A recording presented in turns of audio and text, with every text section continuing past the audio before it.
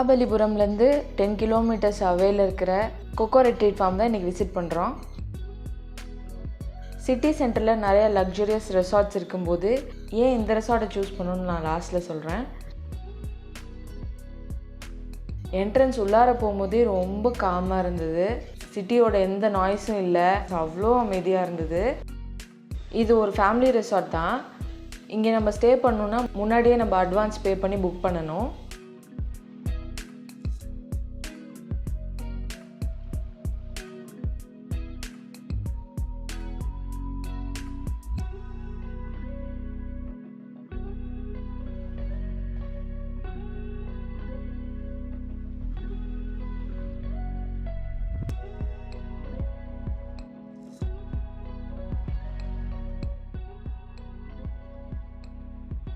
இது reception area. நாங்கள் book பண்ணியிருந்த ரூமில் 2 பேர் ஸ்டே பண்ண முடியும். நாங்கள் எக்ஸ்ட்ரா ஒரு ஆள் வந்திருந்தனால எக்ஸ்ட்ரா பெட்டும் எங்களுக்கு தந்தாங்க.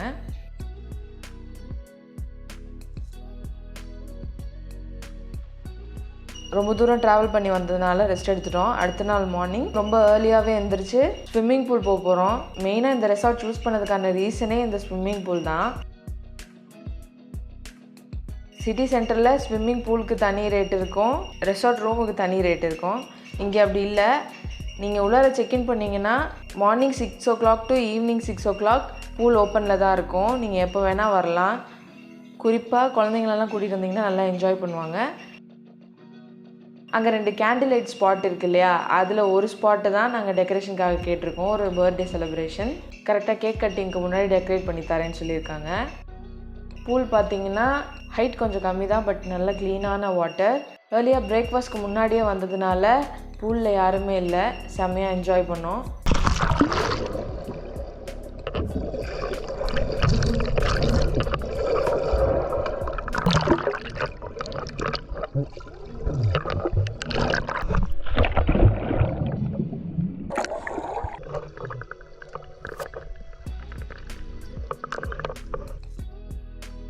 பிரேக்ஃபாஸ்ட் வந்து காம்ப்ளிமெண்ட்ரி தான், அவங்களே ப்ரொவைட் பண்ணிடுவாங்க. பேசிக்காக சவுத் இந்தியன் பிரேக்ஃபாஸ்ட் தான் இருந்தது, நல்லா இருந்தது.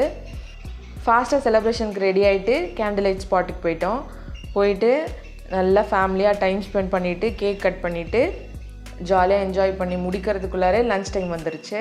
லன்ச் சாப்பிட்டுட்டு ரொம்ப சீக்கிரமாகவே செக் அவுட் பண்ணிட்டு கிளம்பிட்டோம். ஏன்னா இதுக்கடுத்து வேறு ஒரு இம்பார்ட்டண்ட்டான இடத்துக்கு போகிறனால. உங்களுக்கு சிட்டியோட நாய்ஸ் பொல்யூஷன்லேருந்து கொஞ்சம் தனியாக வரணும், பசங்களும் என்ஜாய் பண்ணணும், அதே சமயத்தில் மீ டைமும் கிடைக்கணும், உங்கள் ஃபேமிலியோடையும் டைம் ஸ்பெண்ட் பண்ணணும் அப்படின்னா இது ஒரு பர்ஃபெக்டான ஸ்பாட்னு நான் சொல்லுவேன்.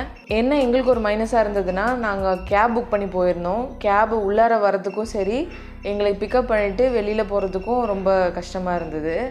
நீங்கள் பர்சனலாக வெஹிக்கிள் வச்சுருக்கீங்க அப்படின்னா உங்களுக்கு இன்னுமே கன்வீனியண்ட்டாக இருக்கும். இங்கே ஃபுட்டெல்லாம் கொஞ்சம் எக்ஸ்பென்சிவாக தான் இருக்குது, அதை நான் மென்ஷன் பண்ணணும். மற்றபடி எல்லாமே சூப்பர் தான். இந்த நேச்சருக்கு நடுவில் ஒரு லக்ஸரியஸான ரெசார்ட்டு, அந்த ரெசார்ட்டில் ஒரு பூல், செம்ம என்ஜாய்மெண்ட்டாக இருந்துச்சு.